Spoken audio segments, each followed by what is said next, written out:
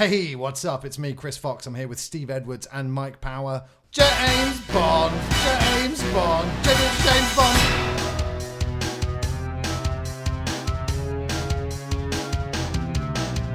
We're talking Bond. Steve and I showed Rathbone and Mac 5 Bond films. And they liked them mostly. It's funny. I was going to bring up the Mike. Oh no. First of all, I knew you would say that. Second of all, I'm very sorry. Thirdly of all, seating space was scarce as it is. Sit on the beanbag. Thirdly of all, yeah, they were on the beanbag. I wanted them to be cold and which Bonds you go going in in. the end? Well, it finished with Skyfall, and I was worried that you'd be quite talky about your opinion of Skyfall while they were watching it. We did Goldfinger. And then we threw in Spy Who Loved Me and Mac. Yeah, and you know when you're in a room and you're showing someone for the first time and you can sense that they're not really and you're like, and then you feel really, it's a weird, awkward air, isn't it? It's a long film. And it's also like, it's songs. Quite, that's true. A film is a long old thing. 2 hours. I wasn't going to show it to them, but I thought making it contemporary film heavy would be just a surefire home run for those guys. And to ignore more. That was my tip. To ignore more would be an insult. And then I'm like, we got to stick a more in. But yeah, Spy Who Loved Me did not go down well. The Moors aren't great. And then I watched a few of them recently. I kept thinking, apart from Man with the Golden Gun. They're my least favourites as well. Oh, I like Live and Let Die as well. Yeah, it's good. And he's got some of the best theme tunes. True. Moore has nothing to do with that. View to a Kill. I bet 90%. But after Spy Who Loved Me, it was just 3 home runs in a row. GoldenEye, Royale, Skyfall. Might you? Spy Who Loved Me is a weird one, yeah. We talked about it when we first talked about the event. That wasn't right. It's funny I was going to bring up Goldfinger when you guys were talking about the sexism in gaming, because within like a minute of Goldfinger, so good. There's a moment where Bond's like, he's with some sexy lady by a swimming pool, and some business associate or something comes up to him, and he's like, let's say, Jane, say hello to Eric. Jane, say goodbye to Eric. Slaps on the arse and say, man talk. I know. That's what he says. And it was within a minute. It was amazing. It's just different. I like everyone. It's crazy, right? And that's like, oh man. Well, I saw a great thing the other way. Now hear this, Goldfinger. It's time for some man talk. The room was cracking up though. Because you can't not laugh at that now. Because it's so ridiculous. Yeah, well, but it's probably not ridiculous enough, unfortunately. But so Rathbone and Mac, 2 Ready Game Fire regulars, they weren't interested in / didn't like / hadn't really ever seen Bond. So, but Goldfinger went down really well. I bet. It was a great film. And then from GoldenEye, it was just clear sailing. I think Goldfinger. Well, GoldenEye because of Goldfinger, because of Connery, isn't it? He's so good, Sean Connery as Bond. It's tough because I was like, but you should have done. But then you can't do too many. I mean, Christ, five is a lot. Yeah, but like I said, you can casually do 4 films on an average Sunday, but 5 felt more like a marathon, and I felt like we had to throw the Roger Moore film in there. Yeah, like I said, I would have skipped Skyfall, but I think it's important to Skyfall. I wanted to get them ready for Spectre. Yeah, that's it. I'm not necessarily because I don't necessarily think that much of it, because I actually want to see Skyfall again, just because I think there's another film we could have put instead. Bloody of Skyfall. Brilliant, that's one. Why? Because I think Casino Royale sums up that is the best one of these current 3, right? And it's still my favourite. Yeah. The problem is, like you say, you're getting ready for there was a purpose. You're getting ready to Game 5. But Mac and Jamie were both like the last 2 are the best 2. Like even GoldenEye, I think GoldenEye, there's still a bit of nostalgia for us there. Whereas for them it was Skyfall's ridiculous. It's insane. Yeah. It's like cool overloads you with. I would say the third act is. Although I love it and you hate it, I would say because I love that. It's because I love that first. It's a risk, so much. Even when it doesn't pay off. I applaud risk and I applaud something new, and we'd never seen that in Bond before. Very true. And the lighting. Yeah. I'm sorry, we did, like I said. Oh no, we did it the other day when they come out of the ice, or even when Bond's in the ice, and everything's this beautiful orange light glowing.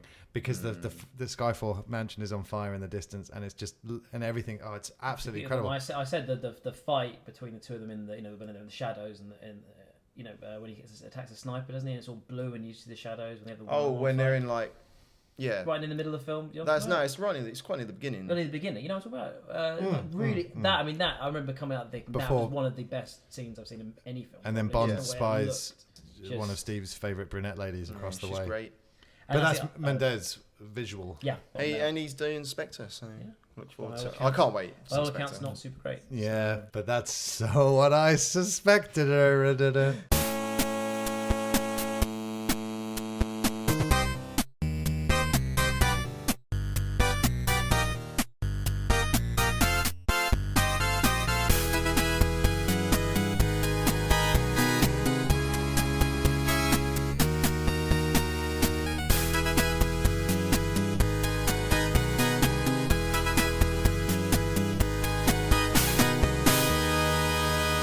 think you're right about the GoldenEye nostalgia though, Steve, because I was telling those guys, Mac and Rathbone, how incredible it was, because I wasn't a big Bond guy, and then got GoldenEye with my import N64 neighbor friend the day the US copies arrived in this country. We took it back to his. We put it on 00 agent mode, and we went through the single player, and it was on 00. Yeah, well, as well, I was like, you're insane, because I was back then. I played on easy, cheats on, blah blah blah. Not all the time, but you know what I mean. More so. But I mean, when I think about playing Sonic back in the day, it was sticking on the debug cheat and making myself supersonic and breaking the game. Yeah. Perfect balance. That's why I made it. That's what some people used to do. Simon Dempsey, Not we're looking squarely at you. So once you shout out people on the podcast, they're compelled to listen. Yeah, that's it. I'll tell you something else about Simon episodes. Dempsey. I love him. Bloody great bloke. I saw him at Curry House not too long ago, and it was a bloody pleasure to run into him. What a guy! He's a charmer. Really. I don't know him, but he sounds. He's the Mike you could have been. Was he invited? His name's Simon. Was he? Couldn't make it. Shut up! Come on now. Poor old You were Mike. busy. You're always busy. You are the worst person I've ever watched films with as well. Look, You have not watched. Okay, I'm not saying I'm great, but you have to watch film. You need to watch your films with a lot more worse people. I was A lot more worse people. Yeah. no, Mike. I wouldn't say. No, you're the I worst. don't. It was just because you had Why those. do I need to do that? You had those Bond opinions. Do you know what I mean? And I just wanted them Yeah. as cold as possible. That said, I was going, God, the game. I was just Yeah, raving. I know, I was just when you raving. said that, I was like, I bet you were making up for me. No, it was just. I was just explaining to them how cool it was at the time. Like back when video games were magical. Playing the game first and then seeing the movie for the first time. And he goes down those stairs in Facility, and you're like, shitting hell. I just killed my mate Anthony Dunn on those stairs the other day, and here they are in the movie with Pierce Brosnan, Bronholm. I honestly can't remember what I did first. Well, you should try and remember. Yeah, came out in '95. Came out in 95, game came out in 97. That Christmas, though, it was all over Sky Movies. It was the best. It was on like every day. So it would be front room, all my family are in the front room at Christmas time. GoldenEye is on. They're all watching it. Going to the back room, all the kids, 4-player GoldenEye. Magic. We used to play in the loft. It was so good. Definitely watch the film first because I remember it's the damn scene. I remember, Damn being scene. recreated. Damn opposed scene. So Damn good. scene. I'm glad 'cause when we're chatting to Rathbone when we were playing the Battlefront beta, and it hadn't been a long time that someone had said the whole thing. Yeah, I don't like Bond. It's been a long time I heard someone say that. There's so many Bond films. Then you always hit what follows up with what? It follows up with haven't seen one, and you're like, fuck. I haven't seen one. Well, like I said to them, Mad. they're mainly, I would say there's probably more bad than good. Yeah. Obviously, there's In a way. like most things, Yeah, exactly. there's good bits in the bad films. Yeah. But most There's a charm to all of them. But now at the time we're in, watching some of the older movies is a bit hard. It's a bit of a slog, and I like to think my patience for older movies is maybe higher than your average, but I still find some of it tough going. Yeah. Well, I think I definitely must, because I don't know why, but when we recently had a week away in Cornwall, for some reason we kept on. Oh, you had a holiday recently? Yeah. Whenever the TV That's was on, unlike there you, was Mike. always a Bond film, and they're all Roger Moore era, and they're rough. Moore. What's the guy? What's the horrible American guy who turns up? Wade, someone who keeps turning up for the Bond, and they clearly thought he was hilarious and kept bringing him back. A woman. Oh yeah, the keeps tourist guy, like- the yokel hick. Yeah. Yeah, the Roger keeps Moore turning is up. not my favourite period. Nope. One of the best stunts in the Roger Moore series of films is when he drives that car and does a corkscrew over the thing with it that makes the with that hick noise. in the back of his Yeah. car, and it goes boop. Yeah. Goo! And I think IGN did a video of the best Bond stunts, and they actually took out that sound. Thank God. I think Stuart Reed did that. I love you, Stuart. It's a real. Yeah. It's Bond.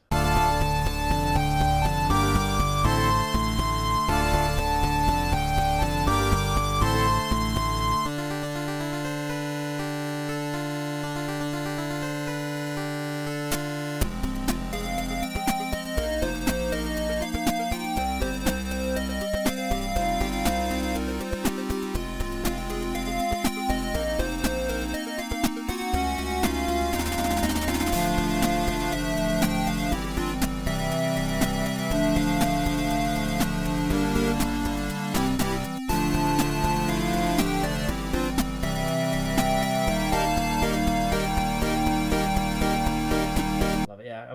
I can't wait for Spectre. I'm gonna get them all. I think I don't own them. I'm gonna get them all on Blu-ray for Christmas. I think. I'm so, you know what? Do them all. Today, well I in the saw. mood for it. I'd forgotten about this, but I saw someone talking about the Super Collect Edition for Phase 2 of the Marvel movies, and I was like, oh god, I never got the Phase 1. And then I looked at it, and I was like, I don't need to buy Blu-rays anymore. It's weird. I'm out of it, and it's kind of sad. Now that Netflix are like, hey, we're not about movies anymore. Watch our own programming. I just want a streaming service that has all the movies. Is that too much to ask? I'll pay £10 a month.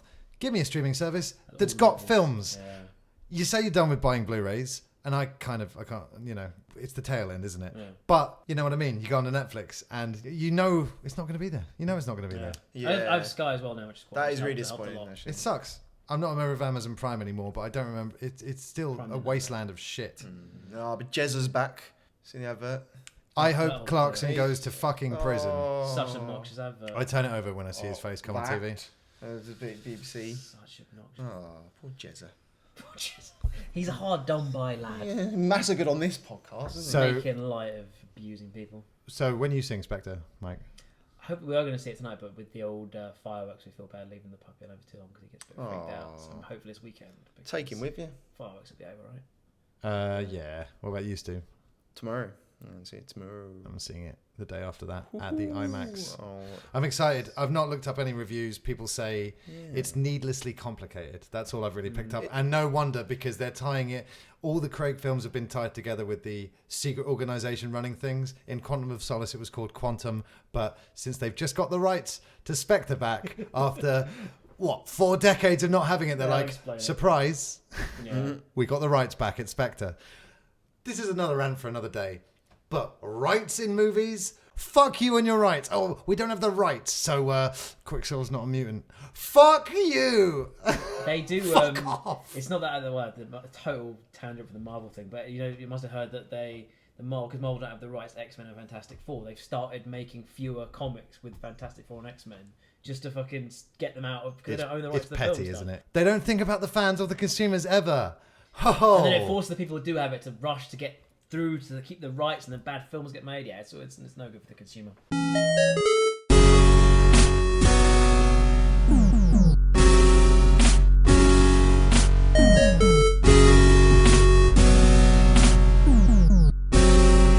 Favorite Bond film, favorite Bond theme, go. Yeah, I mean, it's got to be GoldenEye. I really like On Imagine Secret Service. I don't know why. Probably if I watch it now, I hate it. Favorite theme. I did love View to Kill. What did I say the other day? View to a Kill or... View to a Kill is the last Roger Moore one where he looks about 85. Yeah, no, but he is 60, I'm talking about theme song there, sorry. Goldfinger or GoldenEye for film. View to a Kill for theme. Nice. Or... We agree on that, I think. What was the... Good work. There's too many good things, but... I agree. What's not to like about Her Majesty's Secret Service? I mean, for most of it, it's Bond in disguise at a women's ski lodge with fixed glasses, and he keeps sleeping with all the girls, and it blows his cover. And when he's charming the women, because he's undercover, he goes, "Oh, please, call me Hilly." I need to see. And the girls are naked like that. Lazenby's great, isn't he? I think it was Lazenby does a Connery impression. It's like, this never happens to the other guys. Oh. I think it's because I remember seeing it as a kid. It's because he actually gets married to a woman, and it kind of seems to have some impact. And then, spoilers! And then what? Then he goes back to her grave like 5 films later when it's more, and that kind of thing. I remember always stuck with me as being really kind of, because I even as a kid, I think I must have loved whatever his continuity and that kind of feeling all tied together, which is why I love Bits of that the shot. Craig stuff. So no one does pathos like more. One of the best. Steve, what time does George Lazenby watch Wimbledon? Oh, I don't know. Is it? Tennis. Steve, favourite Bond film, favourite Bond theme? It's boring, but my favourite Bond film is probably Casino Royale now. Wow. It's the best one. Right there. Even though the other ones, there's a lot of charm and love for them. I think Goldfinger's great. I do like From Russia With Love a lot. Yeah, just the early Connery ones are brilliant. Oh, they are. I put on Absolutely brilliant. Russia From Love when I'm having trouble getting to sleep as well. There you go. Yeah. Fantastic. No, it is a slow one, yeah. but I know where you're coming from. I like it. You Only Live Twice as well. Favourite theme though? Live Twice is great. Yeah, Live Twice is great, and obviously Hank Scorpio has made it all exactly. the better. But favourite theme, it's got to be Spy Love Me due to Radiohead did a cover of it. It's the sexiest song ever written. That's my The favourite themes one, I forgot, because I was humming this song and I forgot what it was, and I remembered it was I really like Jack White's Bond theme for Quantum of Solace. Yeah, well, a lot of people Better than the film. I know.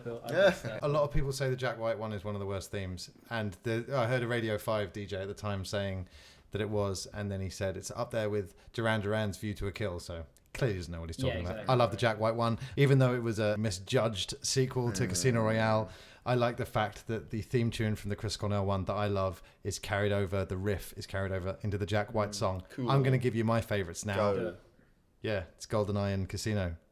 and Skyfall is nearly there. But GoldenEye Casino, I've got a very, very soft spot for License to Kill, though. And License to Kill may have become my favourite Bond theme tune. I love Too Many. I love You Know My Name. I love GoldenEye. It's my favourite Bono song. And Live and Let Die. GoldenEye is obviously a great theme song. The fucking theme choice is maybe harder. We saw McCartney do Live and Let Die with fireworks at our first Glasto, Steve. And too many to pick, so I'm going to give you 5. Live and Let Die, License to Kill, You Know My Name. Oh my God. Living Daylights, View to a Kill. GoldenEye's great. Third best song Bono has written. And also, actually, to be fair, Adele's Skyfall was actually good for what it is actually. Too obvious. But yeah, I know what you mean. But it was a bit too obvious, Mike. It was a bit too Skyfall-y. Maybe it was one of those things that when it's out, I heard it a lot, and then heard it the first time in a while the other day, and kind of forgot it was a theme song. I was like, it's a good song. We all, of course, remember Sam Smith's. And that's Bond.